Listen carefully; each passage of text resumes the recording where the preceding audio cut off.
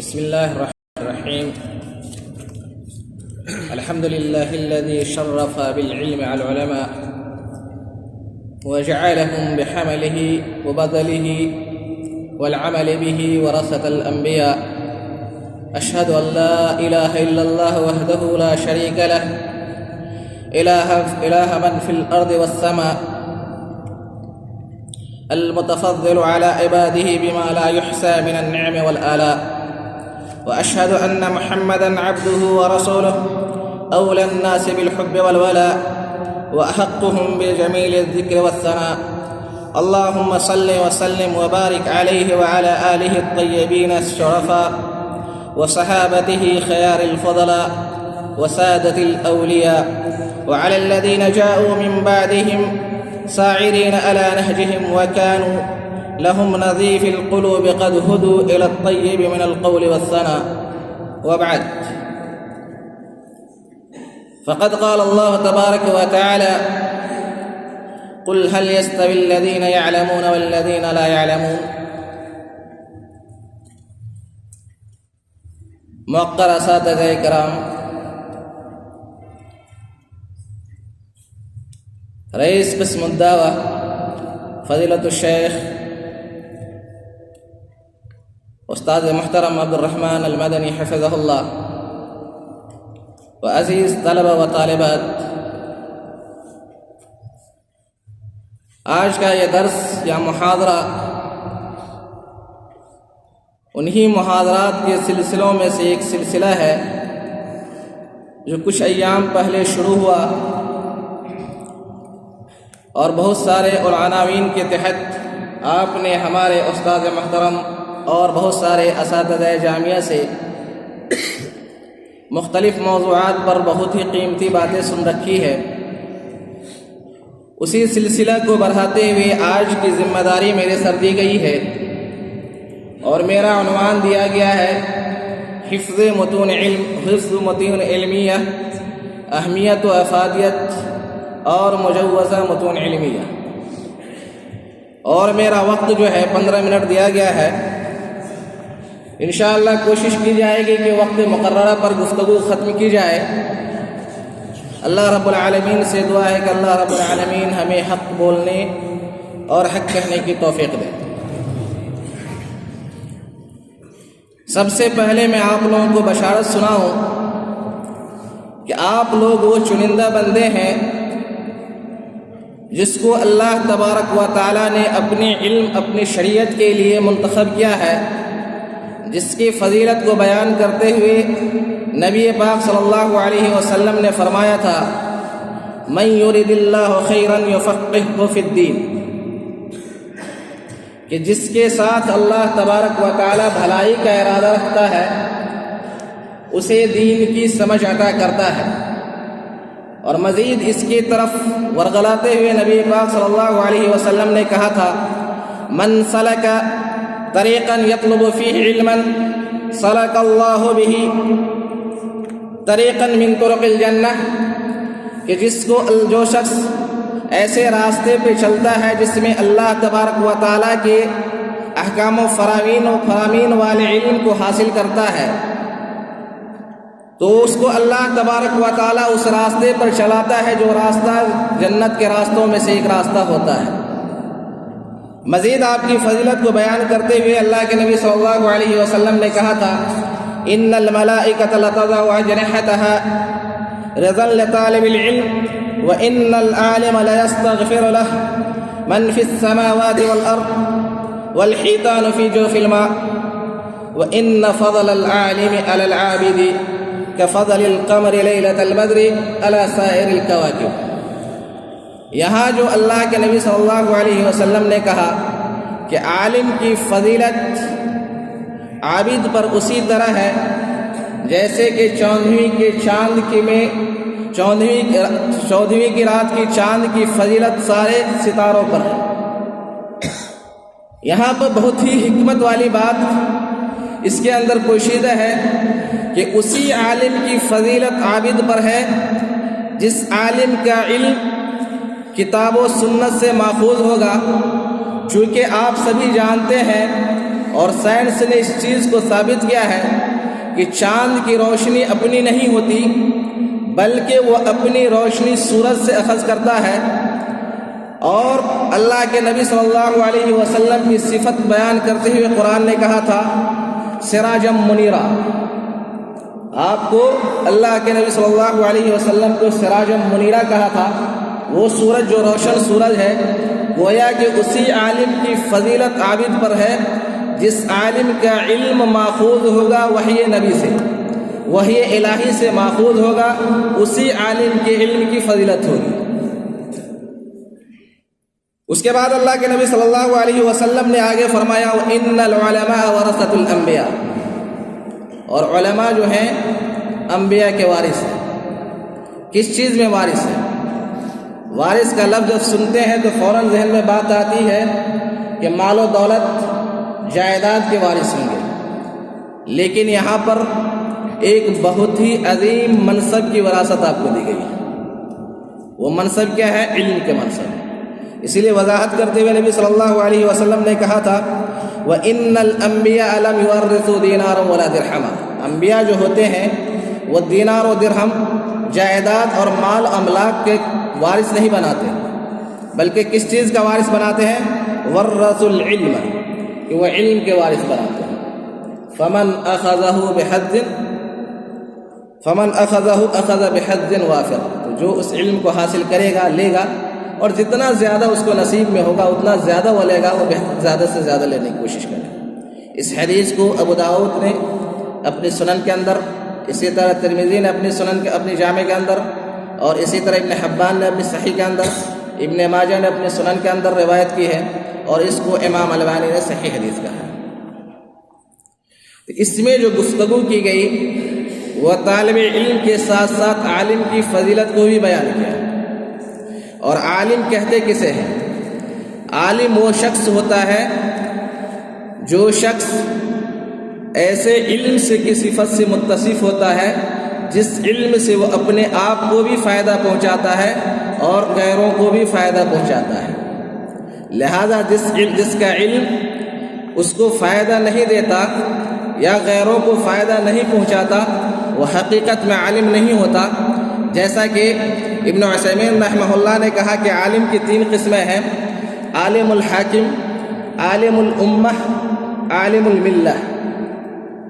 اور اس میں فضیلت اس عالم کی ہے جو عالم الملہ ہے، یعنی ملت کے لیے، ملت کے حق میں جو احکام قرآن و حدیث کے اندر وارد ہے اس کو بیان کرتے ہیں.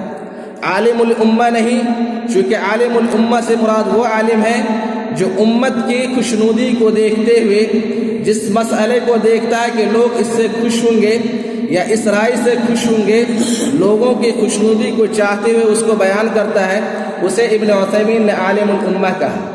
اور عالم الحاکم جو حاکم کی رضا جوئی کے خاطر، اس کی خوشنودی کے خاطر احکام شریعت کو فراموش کر کے اس کے لحاظ سے فتویٰ دے، اس کے لحاظ سے عمل کرے، اس کو عالم الحاکم کہا. اور اس کو بھی کیا کہتے ہیں ابن عثیمین رحمہ اللہ نے کہا کہ یہ بھی ان فضیلت سے محروم رہیں گے. تو عالم وہ ہے جس جو ایسے علم سے متصف ہو جو علم اس کو فائدہ دیتا ہے اور اس کے علاوہ دوسروں کو بھی فائدہ دیتا ہے. لہذا عالم کی ایک اہم خصوصیت یہ ہے کہ وہ عالم نصوص شریعت کو یا متون علمیہ کا حافظ ہوتا ہے. نصوص شریعت یا متون علمیہ کا حافظ ہوتا ہے، اس لیے کہ علم کی بنیاد ہی حفظ ہے. علم کی بنیاد ہی حفظ ہے. اور ابھی اخیر زمانے میں یہ بات بچوں کے درمیان، طالب علموں کے درمیان مشہور کی گئی کہ علم فہم کا نام ہے، حفظ کا نام نہیں ہے. رٹو مل بننے کی ضرورت نہیں ہے، آپ سمجھ گئے، آپ کے پاس سارا علم آ گیا، جبکہ یہ فکرہ غلط ہے. شیخ صالح آل الشیخ فرماتے ہیں، صالح بن عبد العزیز آل الشیخ کہتے ہیں کہ الحفظ اساس فی العلم کان العلماء علیہ. حفظ جو ہے علم کی بنیاد ہے اور اس پر سابقین علماء کرام تھے. ٹھیک ہے. ولا تلتفت لمن يزهدك في الحفظ، اور اس کی قول، اس کی گفتگی کی طرف تمہیں متوجہ ہونے کی ضرورت نہیں جو آپ کو حفظ سے بے نیاز کرنے کی کوشش کرے، حفظ سے متنفر کرنے کی کوشش کرے. کیوں؟ لأن الحفظ يبقى وأما الفهم فهو يأتي ويذهب، اس لیے کہ حفظ باقی رہے گا، اور جہاں تک سمجھ ہے تو جب نص آپ کو یاد نہیں رہے گا تو وہ سمجھ آتی جاتی رہے گی. اور امام شافعی نے کہا تھا، اس سے پہلے نظم ہے ایک وجیز، ان کے مصنف نے کہا تھا، ناظم نے کہا تھا کہ وبعد فالفقہ عظیم المنزلہ قد اصطفى اللہ خیار الخلق لہ، کہ فقہ جو ہے یہ بہت بڑی منزلت والی چیز ہے جس کے لیے اللہ تبارک و تعالیٰ نے بہترین مخلوق کو چنا ہے، جس کے لیے اللہ تبارک و تعالیٰ نے ان مخلوق کو چنا جس کو انہوں نے اختیار کیا. لکنہ بل کل علم یوضع، لیکن ہر علم جو ہے کیا کہتے ہیں اٹھایا جاتا ہے، رکھا جاتا ہے. بدون حفظ لفظہ لا ينفع، اور بغیر حفظ کے اس کا لفظ کوئی فائدہ پہنچانے والا نہیں ہے. لہذا پتہ یہ چلا کہ حفظ جو ہے اللہ کی نعمتوں میں سے ایک نعمت ہے جو اللہ تبارک و تعالیٰ اس بندے کو اس کی توفیق دیتا ہے حفظ کرنے کی جس کو وہ چاہتا ہے. اور حفظ سلف کے نزدیک اس علم کو حفظ کرنے کے دو طریقے تھے، علم کو حفظ کرنے کے دو طریقے تھے، علم الصدور و علم السطور. وہ حفظ جو سینے میں محفوظ کیا جائے، وہ حفظ جو کتابوں میں محفوظ کیا جائے. لہذا سب سے بہتر اس میں جو بتلایا گیا ہے، یہ دونوں قسموں میں سے افضل قسم کیا ہے، وہ علم ہے جو سینوں میں محفوظ کیا جائے. امام شافعی نے کہا تھا علمی معی اینما یممت احملہ، علم میرے ساتھ ہے، جہاں بھی میں جاتا ہوں، جہاں کا بھی قصد کرتا ہوں میں اسے اٹھا کے جاتا ہوں، اس کو اٹھا کے جاتا ہوں. قلبی وعاء اللہ، میرا دل جو ہے اس کا برتن ہے، اس کے رکھنے کی جگہ ہے، محفوظ کرنے کی جگہ ہے. لا قلب صندوق، وہ ایسا دل نہیں جس میں رکھ کر کے تالا بند کر دیا جائے، بلکہ ایسے برتن ہے جس سے فائدہ اٹھایا جائے گا. ان کنت فی البیت کان العلم فیہ معی، اگر میں گھر کے اندر ہوتا ہوں اس برتن کے اندر اللہ علم جو ہے میرے ساتھ ہوتا ہے، یا اس گھر میں علم میرے ساتھ ہوتا ہے. او کنت فی السوق کان العلم فی السوق، اور اگر میں بازار میں ہوتا ہوں تو علم میرے ساتھ بازار میں ہوتا ہے. لہذا جو علم دل کے اندر حفظ کیا جائے وہ علم اصل علم ہے، اس لیے کہ آپ کو پھر دوسری چیز کی ضرورت محسوس نہیں. کہ بسا اوقات آپ اگر لکھ کر کے کہیں پہ آپ علم رکھے ہوئے ہیں، کوئی چیز پوچھا گیا تو آپ پھر وہاں سے گھر جا کر کے اس علم کو ڈھونڈنے کی کوشش نہیں کریں گے، بلکہ جو علم آپ حفظ کیے رہیں گے، یاد کیے رہیں گے، وہی علم وہاں پر کام آئے گا. اس کے بارے میں معروف قصہ ہے کہ امام غزالی علم حاصل کرنے کے لیے شہر طوس کے سفر کرتے ہیں، وہاں سے جب واپس ہوتے رہتے ہیں تو کیا ہوتا ہے، کہتے ہیں سارا سامان لے لیتے ہیں، چھین لیتے ہیں. اس میں ان کے وہ تعلیقات بھی جس میں انہوں نے سن کر کے جو معلومات مدون کیے تھے اس کو بھی وہ لے لیتا ہے. امام غزالی ان سے ریکویسٹ کرتے ہیں، التجا کرتے ہیں کم سے کم وہ تعلیقات مجھے دے دو. کہا کیا ہے یہ تعلیقات؟ کہا یہ تعلیقات وہ ہے جس کے لیے میں نے سفر کیا اور سارا میں نے اسی میں لکھ رکھا ہے. وہ راہزن ہنس پڑتا ہے، کہتا ہے اگر میں یہ تم کو نہ دوں تو تمہارا سفر تو بیکار ہو جائے گا. لیکن وہ اس کو دیتا ہے جس کا اثر اس پہ ان پہ یہ ہوتا ہے. پھر وہ جا کر کے سب سے پہلے ان تعلیقات کو یاد کرتا ہے، اس کے بعد ہر چیز کو یاد کرنے لگتا ہے. اور دوسری قسم جو ہے جس کو کہا گیا علم السطور، وہ چیزیں جس کو تدوین کی جاتی ہے، جس کو تدوین کر کے آپ محفوظ رکھتے ہیں. تو یاد کرنے کے ساتھ ساتھ تدوین بھی اس لیے کی جاتی ہے تاکہ آپ کو اگر کبھی شک ہو یا کسی چیز کو بھولنے کا اندیشہ ہو، صحیح سے یاد نہ آئے تو آپ وہاں پلٹ کر کے اس کو یاد کریں. اور جن کو اللہ تبارک و تعالیٰ نے ان دونوں چیزوں کے دونوں صفات سے متصف کیا ہے وہ سب سے بہتر ہے. حضرت امام احمد بن حنبل کے بارے میں آتا ہے کہ ان کو کافی زیادہ حدیثیں یاد تھیں، اس کے باوجود وہ حدیث جب پڑھاتے تھے تو وہ دیکھ کر کے پڑھاتے تھے تاکہ جو چیز بیان کی جائے وہ پختہ ہو، حفظ ضروری ہے، لیکن دونوں چیزوں کو جو جمع کرتے حفظ کے ساتھ ساتھ کتابت بھی کرتے ہیں وہ زیادہ افضل ہے۔ لہذا کتابت کے سلسلے میں خود امام شافعی نے نونیہ کے اندر کہا، خود امام شافعی نے کہا کہ العلم صید والکتابۃ قید، علم شکار ہے اور اس شکار کو شکاری کیسے کی جاتا ہے، اس کو کیسے قید میں کیا جاتا ہے؟ کتابت کے ذریعے، لکھنے کے ذریعے اس شکار کو قید میں کیا جاتا ہے۔ قید صیودک بالحبال الواسطہ، لہذا تم اپنے شکار کو جو ہے مضبوط رسی کے ذریعے قید کرو، یعنی ایسے لکھو کہ بعد میں پلٹو تو تمہیں پڑھ پاؤ کہ کیا لکھے ہیں کیا ہے، اتنے اشارہ اور غموز لفظ کے ساتھ نہ لکھو کہ بعد میں اس کے لکھنا اور نہیں لکھنا کوئی فائدہ نہ ہو، بلکہ واضح اور اس انداز سے لکھو کہ وہ اس کو تم استعمال میں لا سکو۔ لہذا اسی وجہ سے علماء کرام اور سلف امت نے علم کو تدوین کیا، بڑی بڑی کتابیں لکھی اور پھر ان بڑی کتابوں کو اختصار کیا اور اختصار کر کے اس کو متون کی شکل میں لایا۔ آج کے زمانے میں جس کو متون علمیہ کے نام سے ہم جانتے ہیں، اسی کو پہلے زمانے میں مختصرات کے نام سے جانا جاتا تھا، جیسے مختصر الخرقی اور بہت ساری کتابیں اس کو لکھی گئی۔ مختصرات کا مقصد کیا ہوتا تھا؟ تاکہ اس کو یاد کرنا آسان ہو، اور یاد کرنے کے لیے جب کیا کہتے اس کے الفاظ کم ہوں، معنی اس کے اندر زیادہ ہو، اور اس کے الفاظ آسان ہوں تاکہ اس کو یاد کرنا آسان ہو۔ اور اس کا مقصد یہ ہوتا تھا جب یاد کرنا آسان ہوتا تھا، چونکہ بہت سارے بڑے بڑے ضخیم کتابوں کو مختصر کتابوں میں مختصر قطعیات میں ڈھالا جاتا تھا تاکہ اس کو یاد کرنا پھر آسان ہو اور پھر اس کا استحضار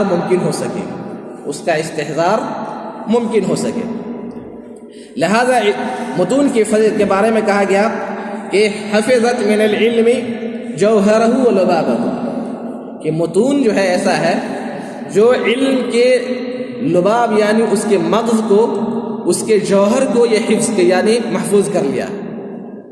اس کے مغز اور جوہر جو ہے، جو اس کے اساس ہے علم کی، جو اس کے اندر جس کو کہتے ہیں آپ زبدہ ہوا کرتا ہے، اس کو وہ محفوظ کر لیتا ہے۔ ٹھیک ہے، وقامت ولا تزال بدورها الكريم في صرح التعليم من ذلك العصر البعيد الى عصرنا الجديد، اور یہ اپنا کردار جو ادا کر رہا ہے زمانہ قدیم سے لے کے آج کے زمانے تک، یہ اپنا کردار ادا کر رہا ہے۔ اور اسی لیے قدیماً یعنی بہت پہلے کہا گیا، کیا کہا گیا؟ من حفظ المتون حاز الفنون، کہ جس نے متون کو یاد کر لیا وہ اس نے فن پر دسترس اختیار کر لی، اس نے فن پر گرفت حاصل کر لی۔ لہذا متن کو، جو شخص متن کو یاد کرتا ہے اور اس میں جو چیزیں اس کو سمجھ لیتا ہے تو وہ اس فن کا حافظ ہو جاتا ہے، اس فن کا وہ حافظ ہو جاتا ہے، اور اس میں جتنے مسائل ہو جاتے ہیں اس کو مستحضر یعنی جب چاہتا ہے اس کو وہ اس چیز کو حاضر کر کے لوگوں کے سامنے بیان کر سکتا ہے، اس کے ادلہ اس کے سامنے واضح ہوتے ہیں۔ اسی لیے کہا گیا من حفظ الاصول ضمن الوصول، یہ جس نے اصول اور متون کو یاد کر لیا اس کو اپنی منزل تک پہنچنے کی ضمانت مل گئی، اس کو اپنے منزل مقصود تک پہنچنے کی ضمانت مل گئی۔ اور اسی طرح کہا گیا کہ من لم یتقن الوصول حرم الوصول، کہ جو شخص متن کو متقن ہو کر کے یاد نہیں کیا، اس میں اتقان جس کو پیدا نہ ہوا متون علمیہ میں، اصول میں، وہ شخص منزل مقصود سے پہنچنے سے محروم کر دیا گیا۔ ان چیزوں سے پتہ چلتا ہے کہ متون علمیہ ہر طالب علم کا یہ شیوا ہونا چاہیے، جو شخص چاہتا ہے کہ ہم اس علم میں کمال حاصل کریں، اس علم کا حق ادا کریں جس کے لیے اللہ نے چنا، جن فضیلتوں سے اللہ نے نوازا، ان فضیلتوں کے ان چننے کا شکریہ ادا کریں، ان کو چاہیے کہ متون علمیہ کے حفظ پر مداومت برتیں، متون علمیہ کے حفظ پر مداومت برتیں، اس لیے کہ صرف سمجھنے سے آپ کے علم جو ہے پختہ نہیں ہوگا، اور پھر آپ کسی بھی مسائل میں پختگی کے ساتھ گفتگو نہیں کر پائیں گے۔ اسی لیے سلف رحمہ اللہ جو ہے متون علمیہ یا مختصرات کے حفظ کرنے پر بہت زیادہ حریص تھے، اور وہ کہتے تھے کہ جو شخص چاہتا ہے کہ جس فن پہ وہ چاہتا ہے کہ کمال حاصل کریں، اس فن کو وہ یاد کرے، اس فن کو یاد کرے۔ لہذا سلف کے نقش قدم پر چلتے ہوئے خلف کے طلاب علم پر یہ واجب ہوتا ہے کہ وہ اس علم کے متون علمیہ کو یاد کرنا اپنے اوپر واجب سمجھے، اپنے اوپر واجب سمجھے۔ جیسا کہ سفارینی نے عقیدہ شروع کرتے ہوئے کہا تھا، وَصَارَ مِنْ عَادَةِ أَهْلِ الْعِلْمِ أَنَّهُ يَعْتَنُوا فِي صَبْرِ ذَا بِالنَّظْمِ، کہ اہل علم کی یہ عادت رہی ہے کہ وہ لوگ اہتمام کرتے ہیں کس چیز کا؟ اس مسائل کو تتبع کرنے کا۔ صبر کے معنی ہوتا ہے سین بارہ کے مطلب تتبع کرنا، ڈھونڈنا، تلاشنا۔ ذا یہاں پر ہاذا ہے، صبر ہاذا یعنی اس عقیدہ کے علم کو حاصل کرنا کہ ان لوگوں نے اہتمام کیا کہ ان کو ڈھونڈیں۔ کس کے ذریعے؟ بالنظم، نظم کے ذریعے، منظومات کلام کے ذریعے۔ کیوں منظومات کلام کے ذریعے؟ کیوں؟ ابھی ایک بات آئے گی کہ متون کتنے اقسام کے ہوتے ہیں۔ کہا لأنه يسهل للحفظ كما، اس لیے کہ متون کے ذریعے اس مسائل کو یاد رکھنا آسان ہوتا ہے، اس مسائل کو یاد رکھنا آسان ہوتا ہے۔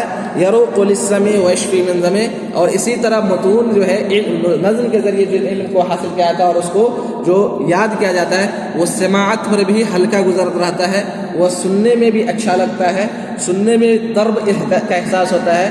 انسان کو کیا کہتے ہیں، آپ دیکھتے ہیں کہ جب شعر و شاعری کے ساتھ کسی کو گنگنا کے کوئی پڑھتا ہے تو وہاں پر انسان کی کو دلی خوشی حاصل ہوتی ہے، طبیعت میں اضمحلال جو رہتا ہے وہ ختم ہو جاتا ہے۔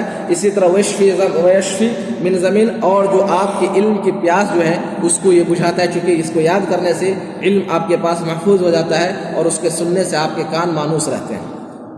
ومن ہونا نظمت لی عقیدہ، اور یہی وجہ ہے کہ میں نے اپنے لیے عقیدہ کے مسائل کو منظوم شکل دیا، نظم میں پرویا۔ ارجوتاً، کس نظم میں پرویا؟ اس کا جو بحر ہم نے اختیار کیا وہ بحر رجز اختیار کیا۔ بحر رجز میں کیا ہوتا ہے؟ اس میں حرکات زیادہ ہوتے ہیں، یعنی ایسی چیزوں کو اس میں لایا جاتا ہے جس میں اٹھان اور چڑھان، اٹھان اور گراوٹ ہوتی ہے، جس کے اندر انسان کی طبیعت میں کبھی پزمردگی اور کبھی اس میں حلاوت پیدا ہوتی ہے۔ وجیزتاً، مختصر ہم نے اس کو کیا، مفیداً، اور یہ فائدہ مند ہے، یہ فائدہ مند ہے۔ لہذا ان چیزوں کو سمجھتے ہوئے یہ سمجھ میں بات آ جاتی ہے کہ متون علمیہ کی ایک اپنی اہمیت ہے اور اس کے یاد کرنے کے کچھ فائدے بھی ہیں۔ ان فائدوں میں سے ایک فائدہ یہ ہے کہ معلومات جو ہوتے ہیں وہ معلومات آپ کے ذہن میں پیوست ہو جاتے ہیں، وہ معلومات آپ کے ذہن میں پیوست ہو جاتے ہیں، اور اس کا فائدہ اور اس وقت پتہ چلتا ہے جب انسان جس چیز میں لکھا رہتا ہے، جس دفتر میں لکھے رہتا ہے، اور وہ دفتر اگر غائب ہو جائے، خاص طور سے امتحان کے زمانے میں کتنا افسوس ہوتا ہے۔ کوئی چیز آپ نوٹ چڑھائے ہوئے ہیں کلاس میں، اور خاص کر کے سند کا سال آپ کا ہو، اور کوئی ساتھی آپ کے ساتھ بدمعاشی کر جائے، کیا آپ کو پہلی پوزیشن ہم نہیں لانے دیں گے جو آپ کے ٹکر کا ہے، اور آپ کا پورا بھروسہ اسی کتاب دفتر پہ ہے، اسی کاپی پر ہے، آنکھ بند کرتا جائے، کاپی غائب، آپ کا علم غائب، اب نیند بھی نہیں آتی اور امتحان بھی مسئلہ ہے۔